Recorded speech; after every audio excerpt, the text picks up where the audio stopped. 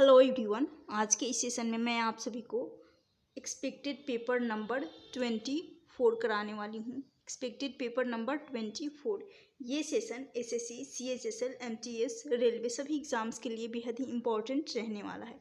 तो आज के इस सेशन को स्टार्ट करती हूँ। स्टार्ट करने से पहले बता दूँ, इस क्लास का पीडीएफ डिस्क्रिप्शन बॉक्स में टेलीग्राम लिंक मिलेगा, वहाँ से टेलीग्राम पर जाइएगा और टेलीग्राम चैनल को, मेरे टेलीग्राम चैनल को सब्सक्राइब करके इस क्लास का पीडीएफ वहाँ से डाउनलोड कर सकते हैं।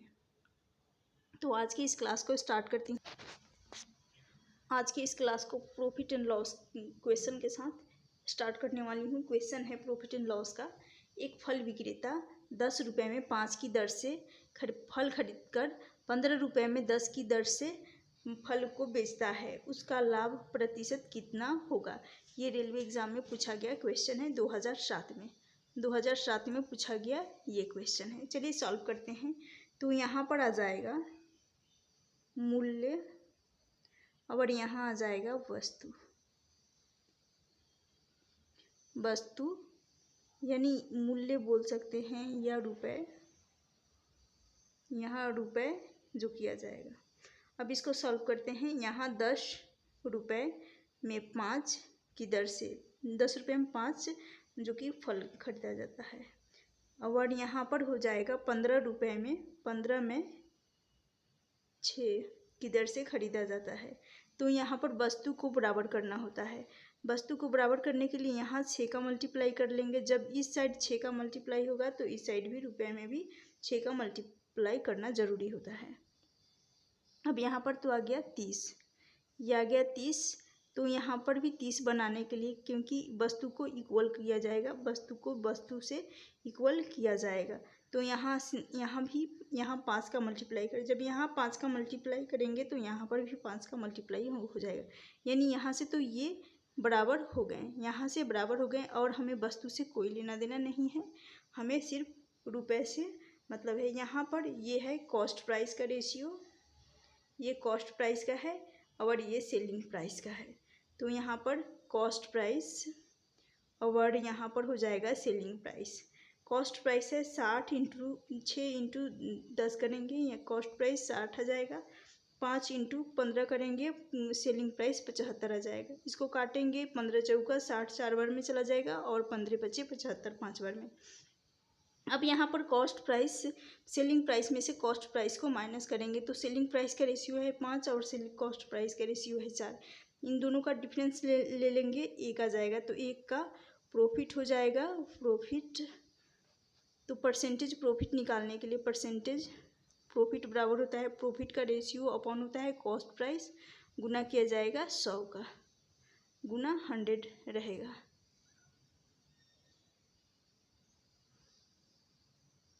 यहाँ पर गुना में 100 रहने वाला है। अब इसको सॉल्व कर लेते हैं। हमें निकालना है परसेंटेज प्रॉफिट, तो परसेंटेज प्रॉफिट बराबर हो जाएगा, 1 का प्रॉफिट हो रहा है सीपी के रेस्पेक्ट में, जो कि कॉस्ट प्राइस है 4, तो बटा में 4 हो जाएगा, गुना कर लेंगे 100 का। 100 का गुना करेंगे तो ये 4 से काटेंगे 100 को, तो ये 25 बार में चला जाएगा। यानी परसेंटेज प्रॉफिट जो कि 25% का हो रहा है, तो 25% ऑप्शन डी इस क्वेश्चन का राइट आंसर हो जाएगा। आशा करती हूँ ये क्वेश्चन आप सभी को अच्छे से क्लियर हो गया होगा। चलती हूँ नेक्स्ट क्वेश्चन। नेक्स्ट क्वेश्चन है, क्वेश्चन दे रखा है, शालिनी अपनी आय का X% बचाती है। शालिनी अपने इनकम का X% बचाती है। यदि उसकी आय में 26% की वृद्धि होती है और उसकी व्यय एक्सपेंडिचर में 20% की वृद्धि होती है, तो उसकी बचत में, सेविंग में 50% की वृद्धि होती है, तो X का मान निकालना है। X का मान निकालना है। तो सबसे पहले यहाँ पर ध्यान दीजिएगा, एक्सपेंडिचर प्लस सेविंग, इनकम बराबर होता है एक्सपेंडिचर प्लस सेविंग।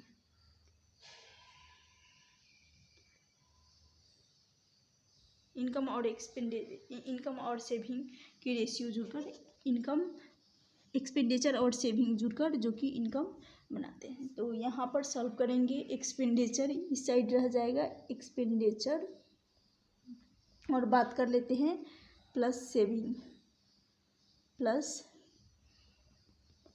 सेविंग, तो यहाँ से आ जाएगा एक्सपेंडिचर में 20%, आय में 26% और व्यय में 20% की वृद्धि। तो व्यय को पहले लिख लेती हूँ, 20% की वृद्धि हो रहा है। और फिर सेविंग में 50% का वृद्धि हो रहा है। और कहा गया है उसकी इनकम में 26% की। तो जो यहाँ पर आ जाएगा 26%, और इस क्वेश्चन में मैं एलिगेशन लगा दूंगी, इस क्वेश्चन को एलिगेशन के माध्यम से करूँगी। तो यहाँ ओवरऑल ये हो जाएगा, ये तो इनकम का रेशियो, ये 26 जो कि इनकम का रेशियो है।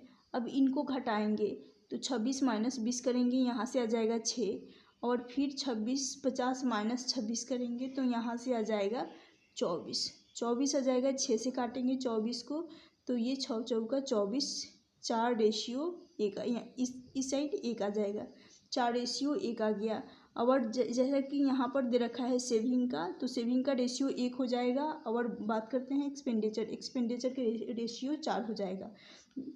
और एक्सपेंडिचर प्लस सेविंग इन दोनों का सम मिलकर इनकम बनेगा।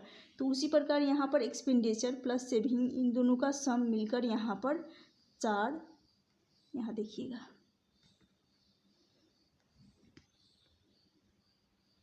एक्सपेंडिचर प्लस सेविंग, इन दोनों एक्सपेंडिचर है 4 रेशियो का, प्लस कर लेंगे सेविंग जो कि 1 रेशियो है। तो इनकम यहाँ से आ जाएगा, इनकम जो कि हो जाएगा 5। तो इनकम का रेशियो हो जाएगा 5। फिर कहा गया है एक्स का मान हमें निकालना है।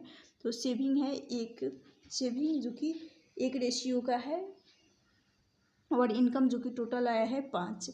इन दोनों का सम 5 जो कि इनकम है। अब इसको सॉल्व कर लेते हैं। सेविंग का रेशियो 1 है तो 1 ऊपर रहेगा न्यूमरेटर में, ये है सेविंग का रेशियो। 5 यहाँ जो कि इनकम का रेशियो है, इनकम का रेशियो है, गुना कर लेंगे 100, क्योंकि गुना 100 का हो जाएगा। 5 से 100 को काटेंगे तो 20 बचे 100, 20 बार में चला जाएगा, यानी 20% का एक्स का मान हो जाएगा 20%, एक्स का मान 20%। ऑप्शन डी इस क्वेश्चन का राइट आंसर हो जाएगा। आशा करती हूँ ये क्वेश्चन भी आप सभी को अच्छे से क्लियर हो गया होगा। चलती हूँ नेक्स्ट क्वेश्चन है। क्वेश्चन दे रखा है, किसी मशीनरी का प्रति वर्ष 20% की दर से मूल्य ह्रास होता है तो 6250 रुपये की कीमत पर खरीदी गई उस मशीनरी का तृतीय वर्ष के अंत में मूल्य की गणना करें। तो यहाँ पर बात करते हैं रेट। यहाँ दे रखा है प्रति वर्ष 20% की दर से, तो यहाँ रेट है, रेट यानी दर दे रखा है 20%, और 20% को आप सभी को इस परसेंटेज को सॉल्व करेंगे तो फ्रैक्शन में, तो ये हो जाएगा 20/100 करेंगे 1/5 आ जाएगा। लेकिन यहाँ पर मूल्य ह्रास यानी कमी हो रहा है, तो इस 5 के सापेक्ष में 1 रेशियो की कमी हो जाएगी। 5 रेशियो के सापेक्ष में 1 की कमी, जब 1 की कमी हो जाएगी तो ये रेशियो 5 रेशियो से 4 रेशियो बन जाएगा। यहाँ तक हो गया क्लियर। अब चलती हूँ यहाँ पर टाइम की बात करें तो यहाँ पर उस मशीनरी की तृतीय वर्ष के अंत में, जब तृतीय वर्ष मेंशन किया गया है तो यहाँ आ जाएगा टाइम जो कि 3 साल का समय लग रहा है। टाइम को 3 साल ले लेंगे और रेट को 20% जो कि क्वेश्चन में दे रखा है, और 20% का फ्रैक्शन वैल्यू 1/5 करेंगे, 1/5 होता है। और यहाँ पर मूल्य ह्रास होता है, मूल्य में कमी ह्रास हो रहा है, तो 5 से ये रेशियो 5 रेशियो से 6 रेशियो बन जाएगा। ये कमी होने के कारण, हादसे होने के कारण 5 से 4 रेशियो हो जाएगा। और 3 वर्ष तक जाना है तो ये पहले वर्ष का 5 से 4 रेशियो हो जाएगा। 1 की कमी हो जाएगी 5 के सापेक्ष में, 5 के रेस्पेक्ट में फिर 1 की कमी, ये पहले वर्ष का है, दूसरे वर्ष का, और आखिरी में तीसरे वर्ष का 5 के रेस्पेक्ट में 1 रेशियो की कमी होने के कारण, हास्य होने के कारण ये 4 रेशियो बन गया। अब यहाँ पर इन तीनों का मल्टीप्लाई कर लेंगे, इन तीनों का मल्टीप्लिकेशन करेंगे तो यहाँ पर 5 5 3 बार रिपीट हो रहा है, यानी 5 का क्यूब 125 होता है। और यहाँ पर 4 4 3 टाइम्स रिपीट हो रहा है, तो 4 का क्यूब होता है 64। यहाँ से आ गया 64 और यहाँ 125 है, तो इस 64 125 इस 125 रेशियो को मैं बराबर करूँगी, जो कि कहा गया है 6250, तो इसी के मैं बराबर कर लूँगी।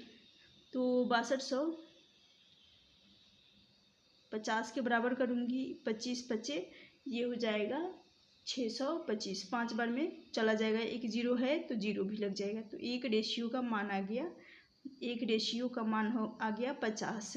अब 50 आ गया है तो मैं इसमें मल्टीप्लाई कर दूँगी, तो तृतीय वर्ष के अंत में, ये तो फाइनल यहाँ जो रेशियो आता है मैं यहाँ लिख रही हूँ ताकि यहाँ नीचे स्पेस नहीं है, ये फाइनल रेशियो होता है।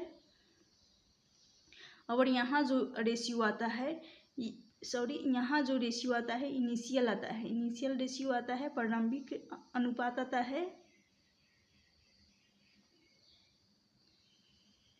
इनिशियल, और यहाँ आता है फाइनल यानी अंतिम।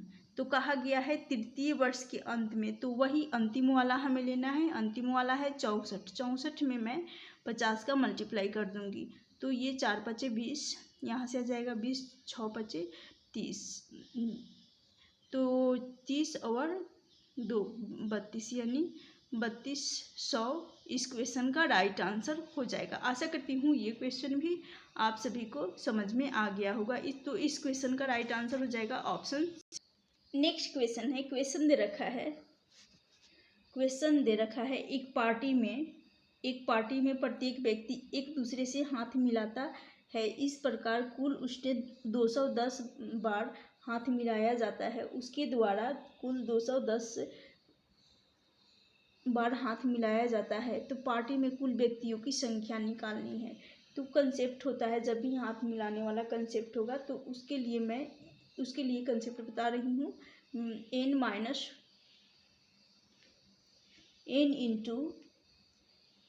इंटू n माइनस 1 और बटा में होता है 2, और इसको बराबर कर लेंगे, कुल 210 बार हाथ मिलाया जा रहा है तो 210 कर लूँगी, ये तो कंसेप्ट होता है, और इसको बराबर करना होगा 210 के। फिर से मैं समझा रही हूँ, ये कंसेप्ट होता है, और मैं जैसा कि यहाँ n इंटू n माइनस 1 बटा 2 हो जाएगा, और इसको बराबर करना होगा 210 के। फिर इसको क्रॉस में मल्टीप्लाई कर लूँगी, जब क्रॉस में मल्टीप्लाई करूँगी तो यहाँ से आ जाएगा n इंटू n माइनस 1, और ये हो जाएगा 21 दूनी 42, 2100 में 210 में 2 का मल्टीप्लाई करेंगे तो यहाँ से हो जाएगा 420, 420 आ गया। अब 420 का यहाँ इस फॉर्म में हमें बनाना है, यानी n इंटू n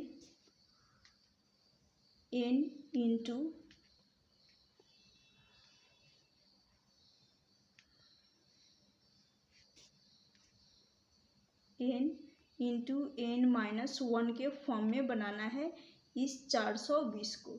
420 को इसके फॉर्म में बनाने के लिए इसका ऐसा कोई फैक्टर करें कि यहाँ तो n आ जाएगा और यहाँ n माइनस 1 हो जाएगा, तो मैं 21, फिर यहाँ रखूँगी मैं 21, और यहाँ 21 माइनस 1 करने पर यहाँ आ जाएगा 20 आ जाएगा, तो ये हो जाएगा 21 और 20, इन दोनों का मल्टीपल जो कि 21 दूनी के 42, 420 आ जाएगा, तो यहाँ n बराबर जो कि 21 हो जाएगा, तो इसका करेक्ट आंसर हो जाएगा 21। ऑप्शन ए इस क्वेश्चन का राइट आंसर हो जाएगा, n बराबर हमें 21 रखना होगा, तो ऑप्शन ए इस क्वेश्चन का राइट आंसर हो जाएगा। आशा करती हूँ आप सभी को ये क्वेश्चन भी अच्छे से क्लियर हो गया होगा। तो व्यक्तियों की कुल संख्या पार्टी में हो जाएगा 21। चलती हूँ नेक्स्ट क्वेश्चन। नेक्स्ट क्वेश्चन है, क्वेश्चन दे रखा है एक घनाभ की भुजाओं का अनुपात 12:9:8 है। इसका पृष्ठीय क्षेत्रफल दे रखा है 2208 सेंटीमीटर स्क्वायर। तो घनाभ का आयतन निकालना है, यहाँ पर 12:9:8 है। 12:9:8। तो इसको लिखेंगे 12x 9x और 8x के फॉर्म में। तो इसका घनाभ का पृष्ठीय क्षेत्रफल होता है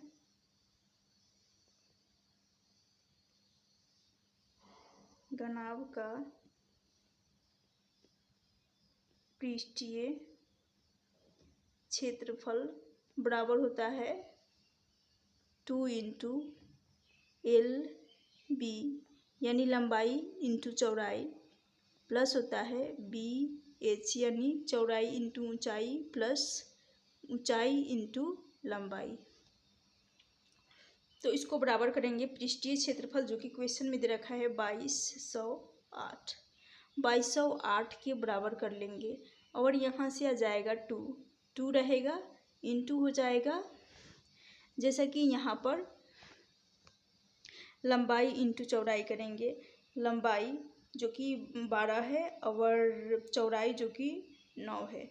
तो 12 × 8 करने पर यहाँ से 12 × 9 करने पर यहाँ से आ जाएगा 108। 108 आ गया, फिर प्लस 9 × 8 करेंगे यानी चौड़ाई इंटू ऊंचाई करेंगे 72 हो जाएगा, प्लस चौड़ाई इंटू लंबाई करेंगे तो बराबर है 96। यहाँ से 96 आ गया, 96 आ गया। अब इसको सॉल्व कर लेते हैं, ये बराबर में है। तो यहाँ से 2208 बराबर फिर 2, इन दोनों का सम करेंगे तो ये हो जाएगा 6 और 2 8,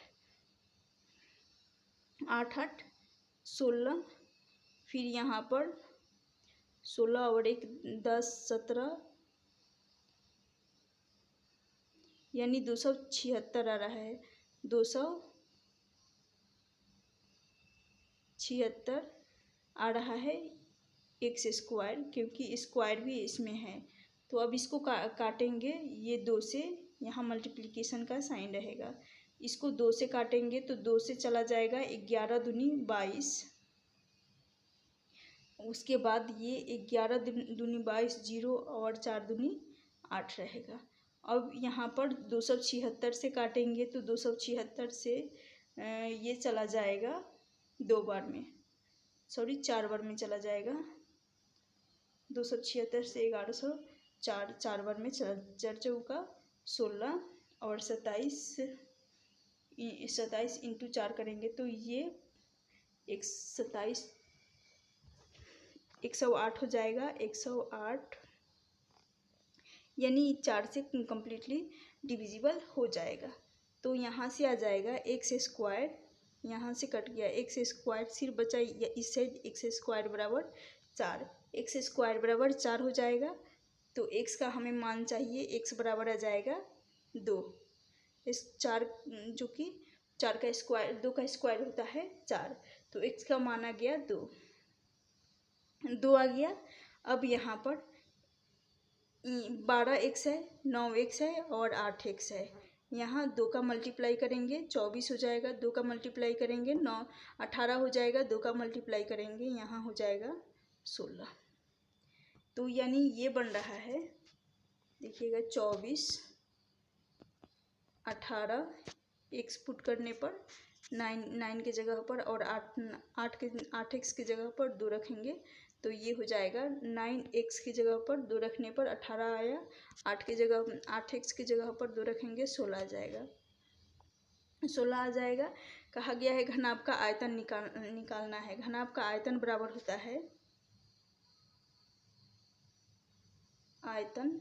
होता है, घनाभ का LBH यानी लंबाई इंटू चौड़ाई इंटू ऊंचाई। तो यहाँ पर 24, लंबाई है, चौड़ाई है 18 और ऊंचाई है 16। इनको आपस में मल्टीप्लाई कर लेंगे तो मल्टीप्लाई करेंगे तो ये हो रहा है 6912 सेंटीमीटर क्यूब। तो इस क्वेश्चन का राइट आंसर हो जाएगा ऑप्शन डी। ऑप्शन डी इस क्वेश्चन का राइट आंसर हो जाएगा। आशा करती हूँ ये क्वेश्चन भी अच्छे से क्लियर हो गया होगा। गाइज आज का ये सेशन यदि आप सभी को पसंद आए तो प्लीज़ चैनल को ज़रूर सब्सक्राइब कर लेना और इस सेशन को लाइक करना, अपने फ्रेंड्स के बीच शेयर करना। Thank you for watching this session.